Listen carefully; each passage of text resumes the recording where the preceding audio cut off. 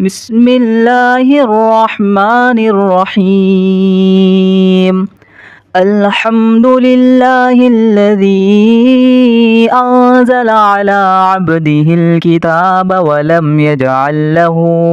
عوجا قيما لينذر بأسا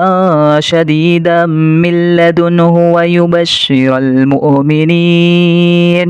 المؤمنين الذين يعملون الصالحات أن لهم أجرا حسنا ماكثين فيه أبدا وينذر الذين قالوا اتخذ الله ولدا ما لهم به من علم ولا لآبائهم كبرت كلمة تخرج من أفواههم إن يقولون إلا كذبا فلعلك باخع نفسك على آثارهم إن لم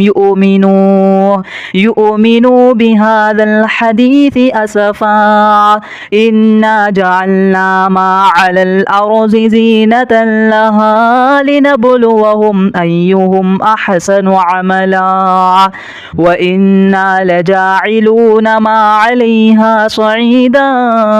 جرزا أم حسبت أن أصحاب الكهف والرقيم كانوا من آياتنا عجبا إذ أوى الفتية إلى الكهف فقالوا ربنا آتنا من لدنك رحمة وهيئ لنا من أمرنا رشدا فضربنا على آذانهم في الكهف سنين عددا ثم بعثناهم لنعلم أي الحزبين أحصى لما لبثوا أمدا نحن نقص عليك نبأهم بالحق إنهم فتية آمنوا بربهم وزدناهم هدى وربطنا على قلوبهم إذ قاموا فقالوا ربنا رب السماوات والأرض لن ندعو من دونه إلها لقد قلنا إذا شططا هؤلاء قوم اتخذوا من دونه آلهة لولا يأتون عليهم بسلطان بين فمن أظلم ممن افترى على الله كذبا وإذ اعتزلتموهم وما يعبدون إلا الله فأووا إلى الكهف ينشر لكم ربكم من رحمته ويهيئ لكم من أمركم مرفقا وترى الشمس إذا طلعت تزاور عن كهفهم ذات اليمين وإذا غربت تقرضهم ذات الشمال وهم في فجوة من ذلك من آيات الله من يهد الله فهو المهتد ومن يضلل فلا تجد له وليا مرشدا وتحسبهم أيقاظا وهم رقود ونقلبهم ذات اليمين وذات الشمال وكلبهم باسط ذراعيه بالوصيد لو اطلعت عليهم لوليت منهم فرارا ولملئت منهم رعبا وكذلك بعثناهم ليتساءلوا بينهم قال قائل منهم كم لبثتم قالوا لبثنا يوما أو بعد يوم قالوا ربكم أعلم بما لبثتم فابعثوا أحدكم بورقكم هذه إلى المدينة فلينظر أيها أزكى طعاما فليأتكم برزق منه وليتلطف ولا يشعرن بكم أحدا إنهم إن يظهروا عليكم يرجموكم أو يعيدوكم في ملتهم ولا تفلحوا إذا أبدا وكذلك أعثرنا عليهم ليعلموا أن وعد الله حق وأن الساعة لا ريب فيها إذ يتنازعون بينهم أمرهم فقالوا ابنوا عليهم بنيانا ربهم أعلم بهم قال الذين غلبوا على أمرهم لنتخذن عليهم مسجدا سيقولون ثلاثة رابعهم كلبهم ويقولون خمسة سادسهم كلبهم رجما بالغيب ويقولون سبعة وثامنهم كلبهم قل ربي أعلم بعدتهم ما يعلمهم إلا قليل فلا تمار فيهم إلا مراء ظاهرا ولا تستفت فيهم منهم أحدا ولا تقولن لشيء إني فاعل ذلك غدا إلا أن يشاء الله واذكر ربك إذا نسيت وقل عسى أن يهديني ربي لأقرب من هذا رشدا ولبثوا في كهفهم 300 سنين وازدادوا 9 قل الله أعلم بما لبثوا له غيب السماوات والأرض أبصر به وأسمع ما لهم من دونه من ولي ولا يشرك في حكمه أحدا واتل ما أوحي إليك من كتاب ربك لا مبدل لكلماته ولا تجد من دونه ملتحدا واصبر نفسك مع الذين يدعون ربهم بالغداة والعشي يريدون وجهه ولا تعد عيناك عنهم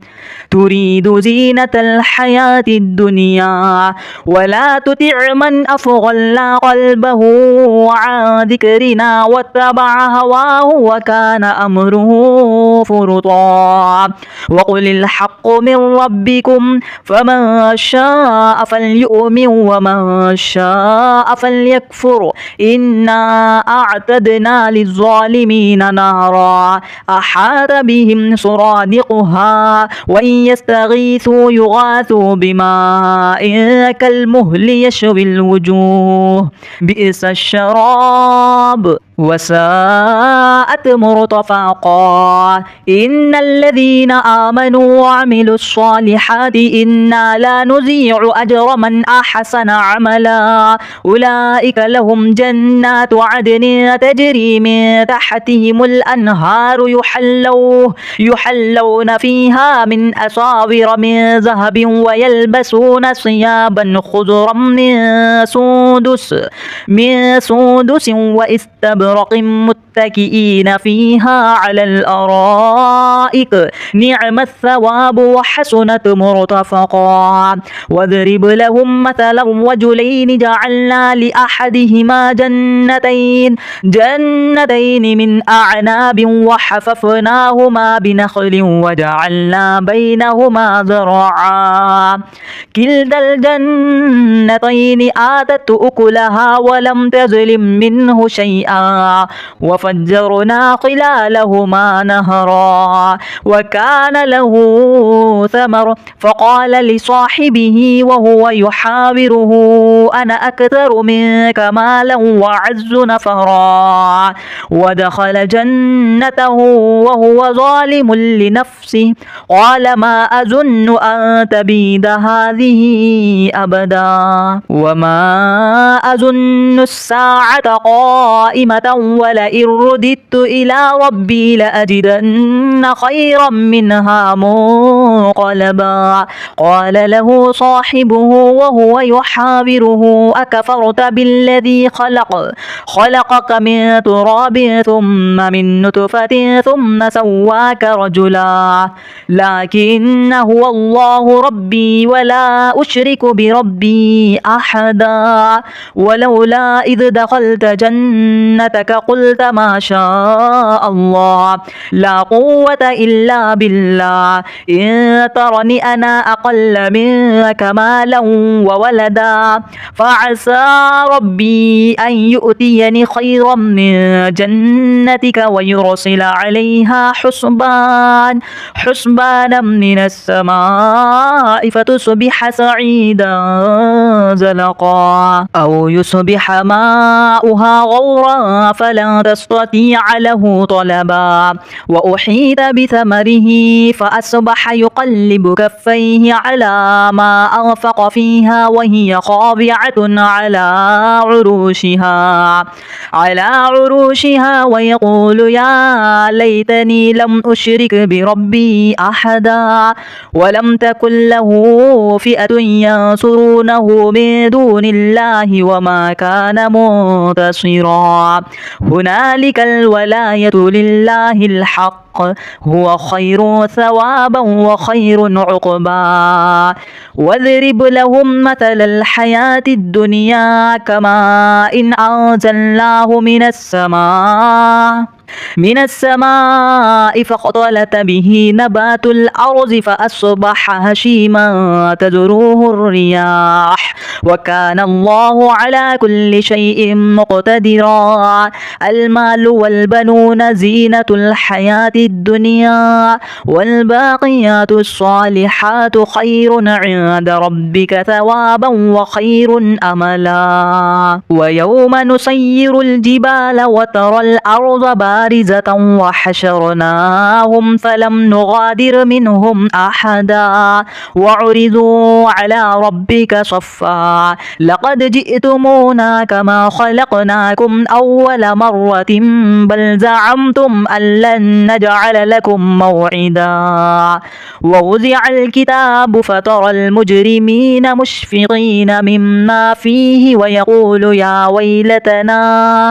ويلتنا ما لهذا الكتاب لا يغادر صغيرة ولا كبيرة إلا أحصاها ووجدوا ما عملوا حاضرا ولا يظلم ربك أحدا وإذ قلنا للملائكة اسجدوا لآدم فسجدوا إلا إبليس كان من الجن ففسق عن أمر ربه أفتتخذونه وذريته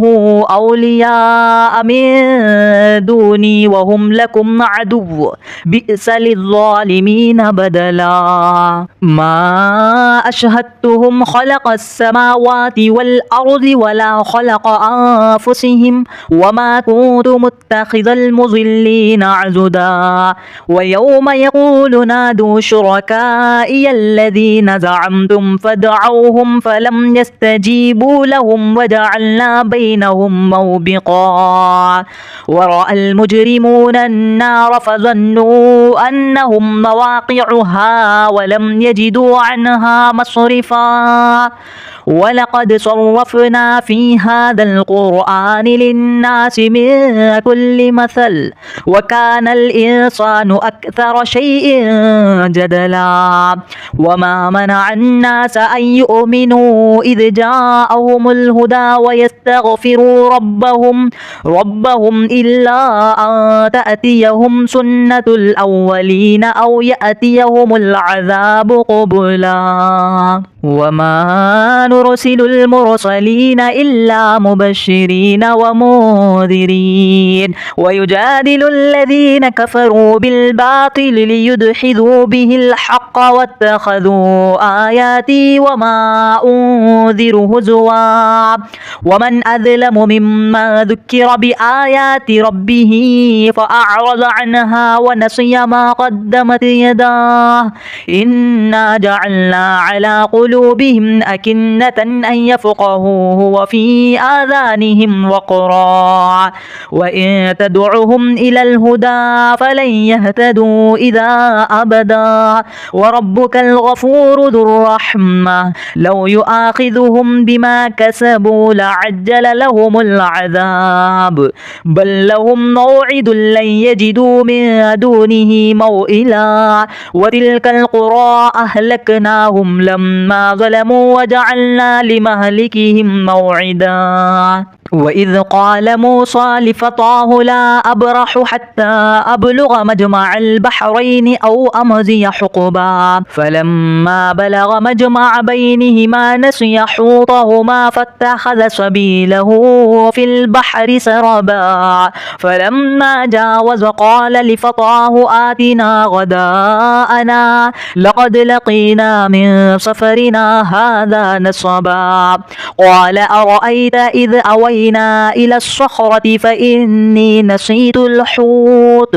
وما أنسانيه إلا الشيطان أن أذكره واتخذ سبيله في البحر عجبا قال ذلك ما كنا نبغي فارتد على آثارهما قصصا فوجد عبدا من عبادنا آتيناه رحمة من عندنا وعلمناه من لدنا علما قال له موسى هل أتبعك على أن تعلمني مما علمت رشدا قال إنك لن تستطيع معي صبرا وكيف تصبر على ما لم تحط به خبرا قال ستجدني إن شاء الله صابرا ولا أعصي لك أمرا قال فإن اتبعتني فلا تسألني عن شيء حتى أحدث لك منه ذكرا فانطلقا حتى إذا ركب في السفينة خرقها قال أخرقتها لتغرق أهلها لقد جئت شيئا إمرا قال ألم أقل إنك لن تستطيع معي صبرا قال لا تؤاخذني بما نسيت ولا ترهقني من عمري عسرا فانطلقا حتى إذا لقي غلاما فقتله قال أقتلت نفسا زكية بغير نفس لقد جئت شيئا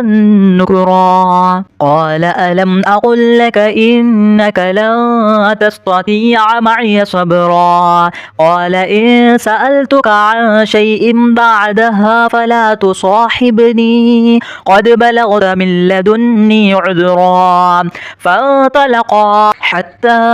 إذا أتيا أهل قرية استطعما أهلها فأبوا أن يضيفوهما فوجد فيها جدارا يريد أن ينقض فأقامه قال لو شئت لاتخذت عليه أجرا قال هذا فراق بيني وبينك سأنبئك بتأويل ما لم تستطيع عليه صبرا أما السفينة فكانت لمساكين يعملون في البحر فأردت أن أعيبها وكان وراءهم ملك يأخذ كل سفينة غصبا وأما الغلام فكان أبواه مؤمنين فخشينا أن يرهقهما طغيانا وكفرا فأردنا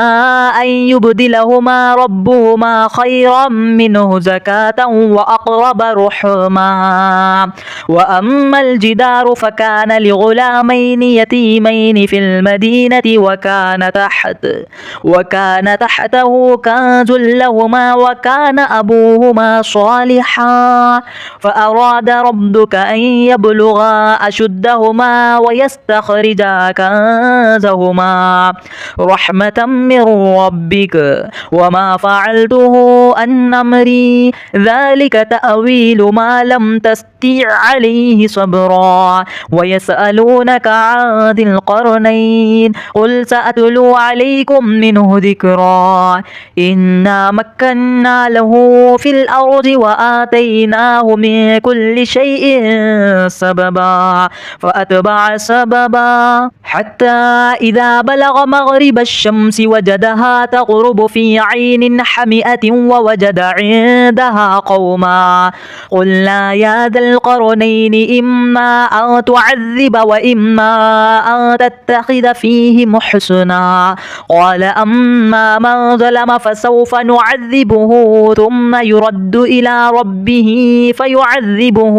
عذابا نكرا. وأما من آمن وعمل صالحا فله جزاء الحسنى وسنقول له من أمرنا يسرا. ثم أتبع سببا حتى إذا بلغ مطلع الشمس وجدها تطلع على قوم لم نجعل لهم من دونها سترا. كذلك وقد أحطنا بما لديه خبرا. ثم أتبع سببا حتى إذا بلغ بين السدين وجد من دونهما قوما لا يكادون يفقهون قولا.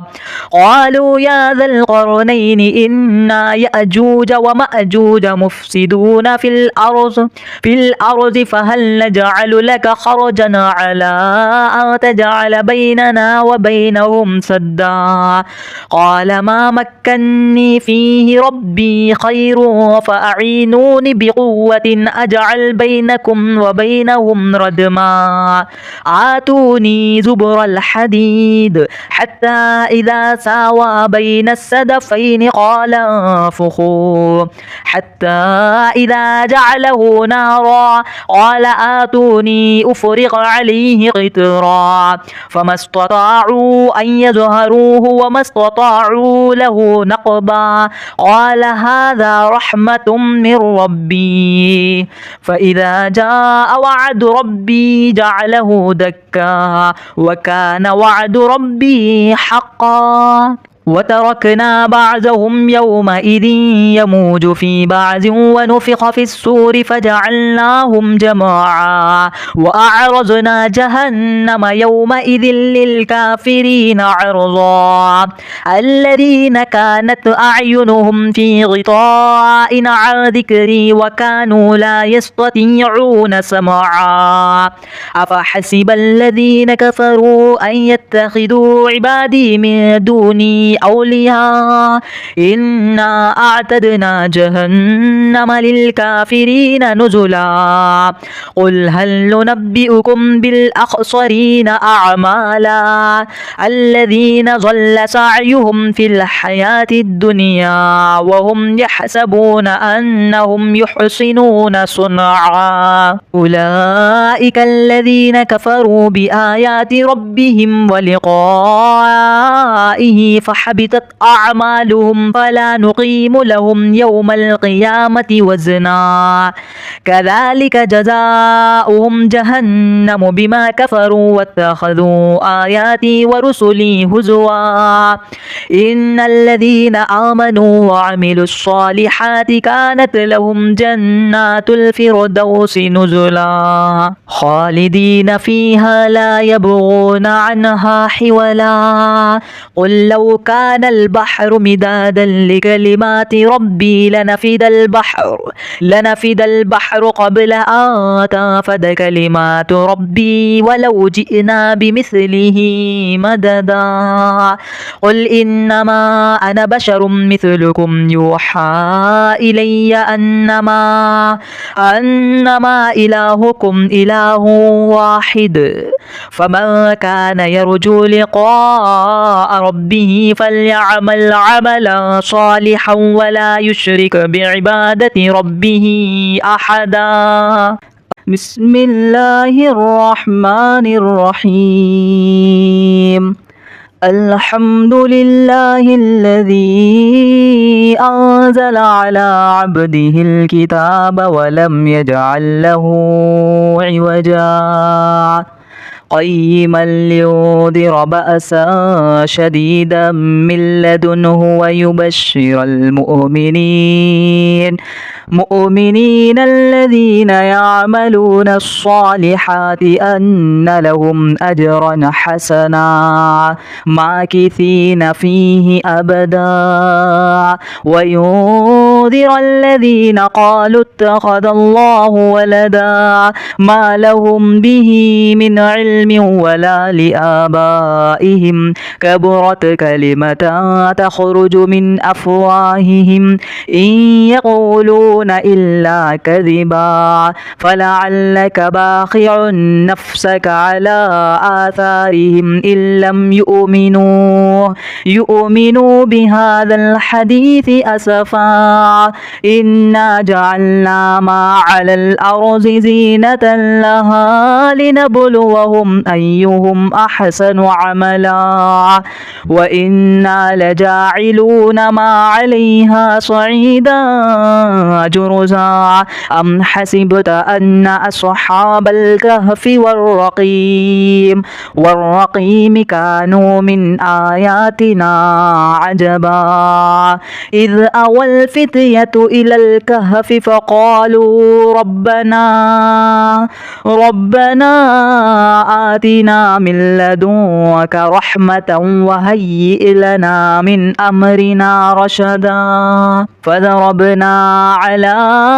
آذانهم في الكهف سنين عددا ثم بعثناهم لنعلم أي الحزبين أحصى لما لبثوا أمدا نحن نقص عليك نبأهم بالحق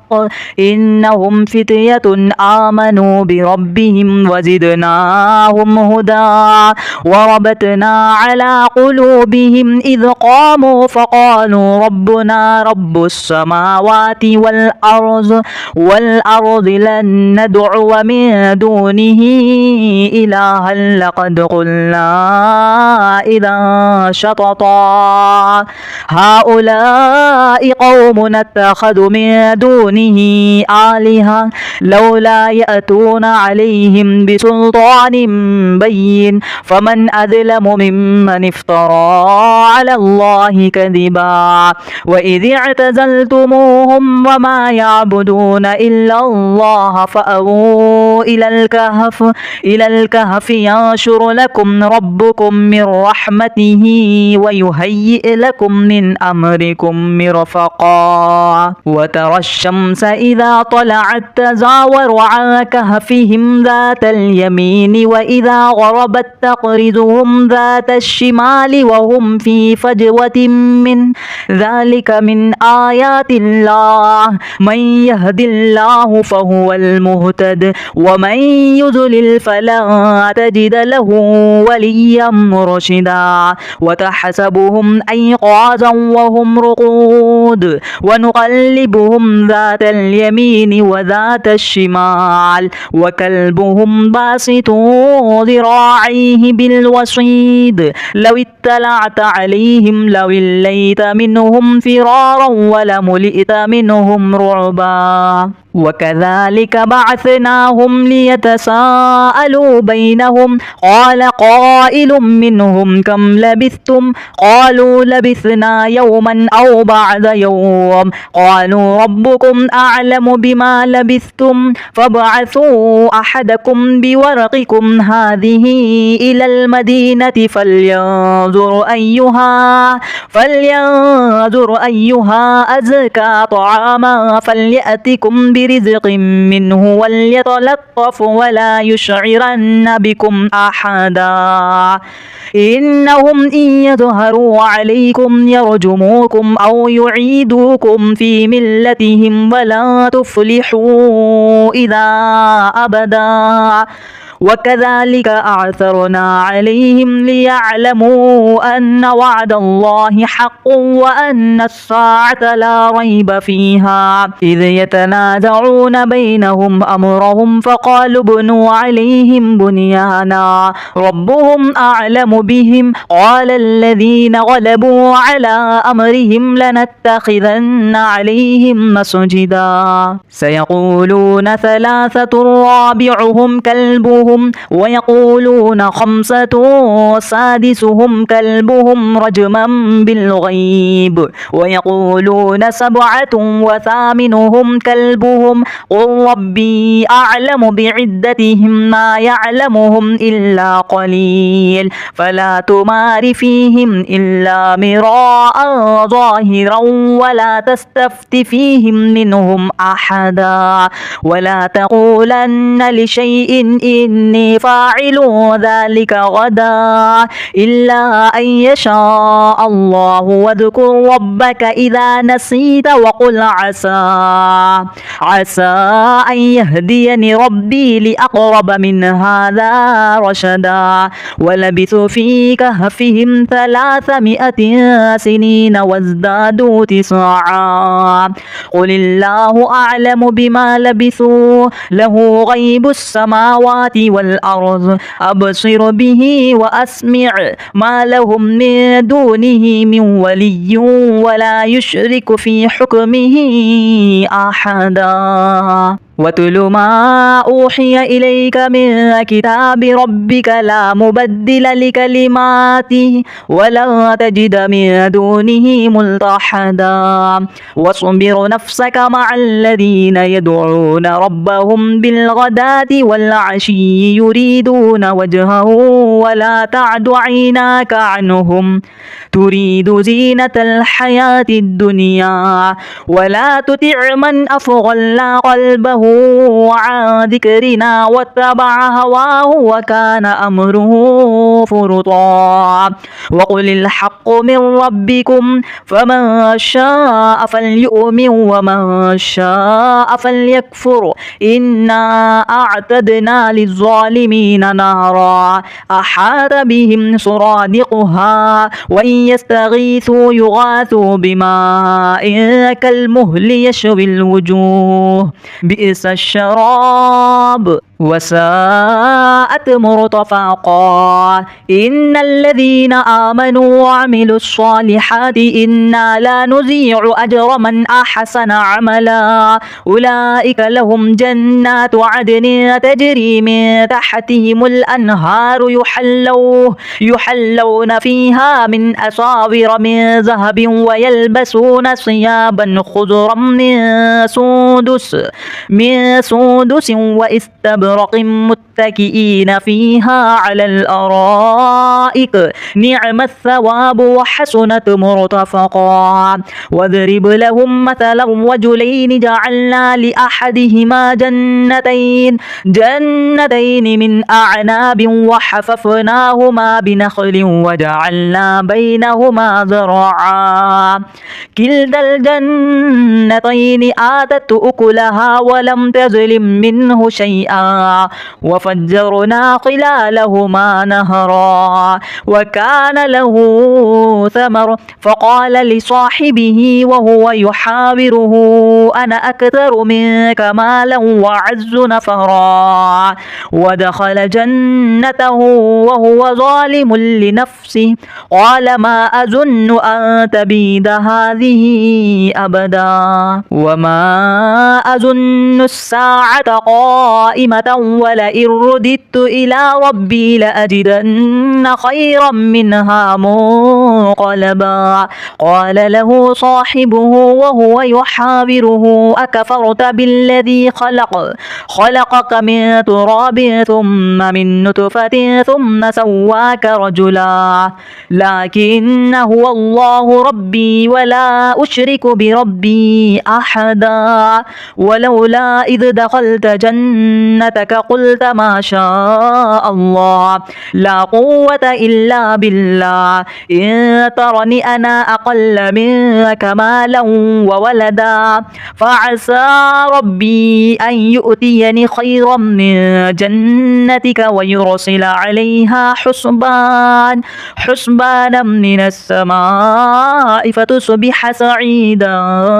زلقا أو يصبح ماؤها غورا فلن يستطيع له طلبا وأحيط بثمره فأصبح يقلب كفيه على ما أنفق فيها وهي خاضعة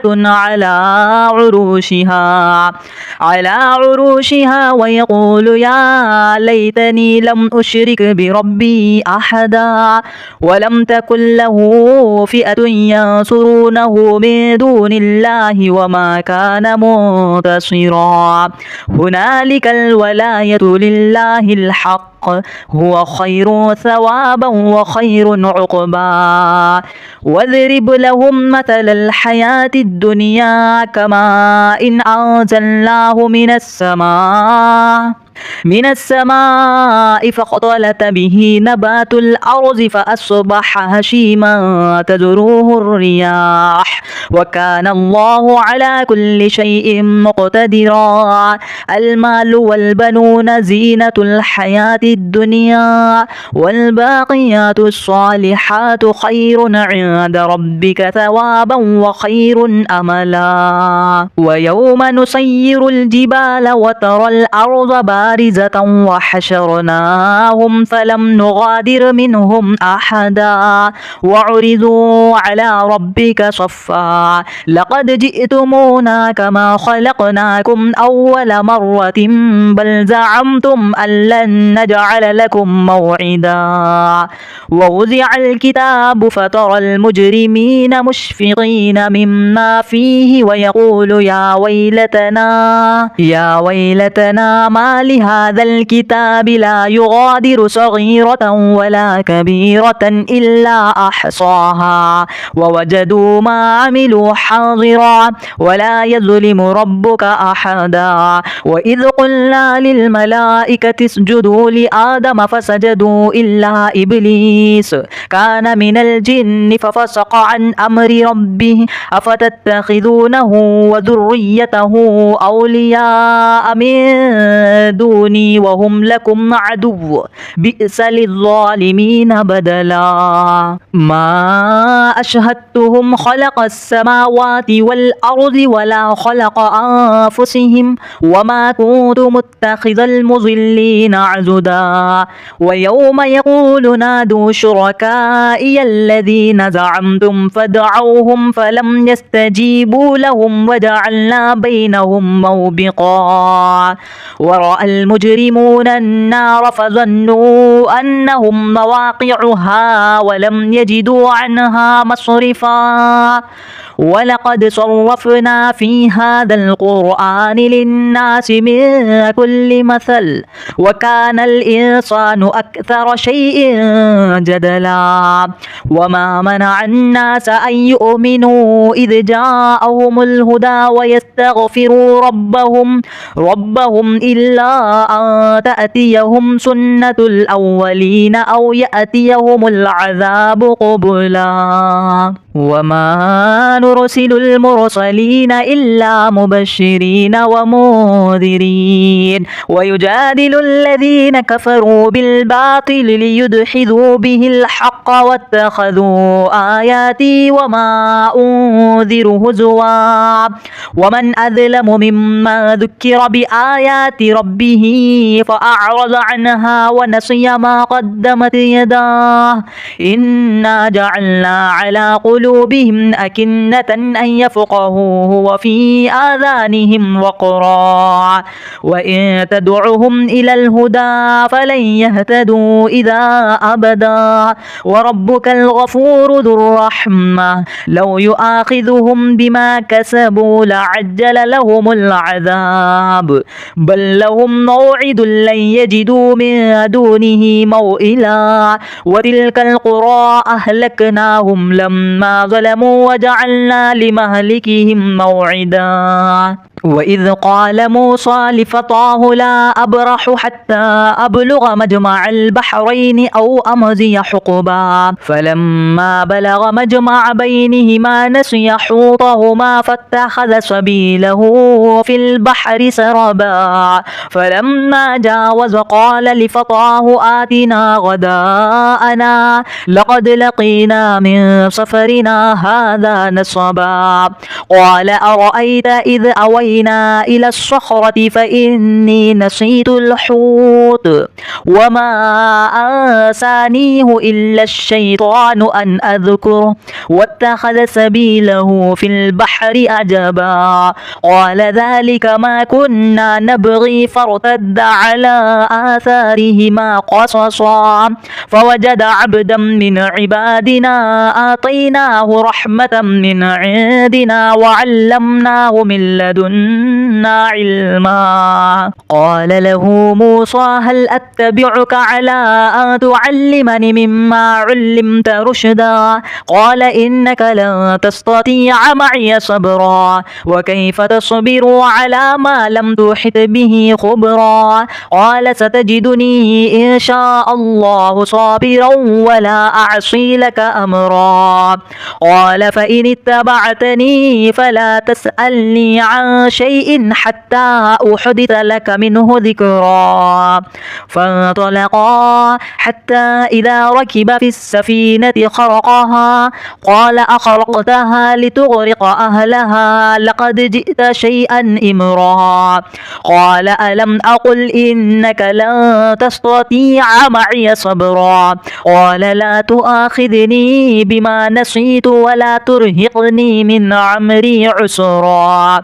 فانطلقا حتى إذا لقي غلاما فقتله قال أقتلت نفسا زكية بغير نفس لقد جئت شيئا نكرا قال ألم أقل لك إنك لن تستطيع معي صبرا قال إن سألتك عن شيء بعدها فلا تصاحبني قد بلغت من لدني عذرا فانطلقا حتى إذا أتيا أهل قرية استطعما أهلها فأبوا أن يضيفوهما فوجد فيها جدارا يريد أن ينقض فأقامه قال لو شئت لاتخذت عليه أجرا قال هذا فراق بيني وبينك سأنبئك بتأويل ما لم تستطيع عليه صبرا أما السفينة فكانت لمساكين يعملون في البحر فأردت أن أعيبها وكان وراءهم ملك يأخذ كل سفينة غصبا وأما الغلام فكان أبواه مؤمنين فخشينا أن يرهقهما طغيانا وكفرا فأردنا أن يبدلهما ربهما خيرا منه زكاة وأقرب رحما وأما الجدار فكان لغلامين يتيمين في المدينة وكان تحته كنز لهما وكان أبوهما صالحا فأراد ربك أن يبلغا أشدهما ويستخرجا كنزهما رحمة من ربك وما فعلته عن أمري ذلك تأويل ما لم تستطع عليه صبرا ويسألونك عن ذي القرنين قل سأتلو عليكم منه ذكرا إنا مكنا له في الأرض وآتيناه من كل شيء سببا فأتبع سببا حتى إذا بلغ مغرب الشمس وجدها تغرب في عين حمئة ووجد عندها قوما قلنا يا ذا القرنين إما أن تعذب وإما أن تتخذ فيهم حسنا قال أما من ظلم فسوف نعذبه ثم يرد إلى ربه فيعذبه عذابا نكرا وأما من آمن وعمل صالحا فله جزاء الحسنى وسنقول له من أمرنا يسرا ثم أتبع سببا حتى إذا بلغ مطلع الشمس وجدها تطلع على قوم لم نجعل لهم من دونها سترا كذلك وقد أحطنا بما لديه خبرا ثم أتبع سببا حتى إذا بلغ بين السدين وجد من دونهما قوما لا يكادون يفقهون قولا قالوا يا ذا القرنين إن يأجوج ومأجوج مفسدون في الأرض فهل نجعل لك خرجا على أن تجعل بيننا وبينهم سدا قال ما مكني فيه ربي خير فأعينوني بقوة أجعل بينكم وبينهم ردما آتوني زبر الحديد حتى إذا ساوى بين السدفين قال انفخوا حتى إذا جعله نارا قال آتوني أفرغ عليه قطرا فما استطاعوا أن يظهروه وما استطاعوا له نقبا قال هذا رحمة من ربي فإذا جاء وعد ربي جعله دكا وكان وعد ربي حقا وتركنا بعضهم يومئذ يموج في بعض ونفخ في الصور فجعلناهم جماعا وأعرضنا جهنم يومئذ للكافرين عرضا الذين كانت أعينهم في غطاء عن ذكري وكانوا لا يستطيعون سمعا أفحسب الذين كفروا أن يتخذوا عبادي من دوني أولياء إنا أعتدنا جهنم للكافرين نزلا قل هل ننبئكم بالأخسرين أعمالا الذين ضل سعيهم في الحياة الدنيا وهم يحسبون أنهم يحسنون صنعا أولئك الذين كفروا بآيات ربهم ولقائه فحبطت أعمالهم فلا نقيم لهم يوم القيامة وزنا كذلك جزاؤهم جهنم بما كفروا واتخذوا آياتي ورسلي هزوا إن الذين آمنوا وعملوا الصالحات كانت لهم جنات الفردوس نزلا خالدين فيها لا يبغون عنها حولا قل لو كان البحر مدادا لكلمات ربي لنفد البحر قبل أن تنفد كلمات ربي ولو جئنا بمثله مددا قل إنما أنا بشر مثلكم يوحى إلي أنما إلهكم إله واحد فمن كان يرجو لقاء ربه فليعمل عملا صالحا ولا يشرك بعبادة ربه أحدا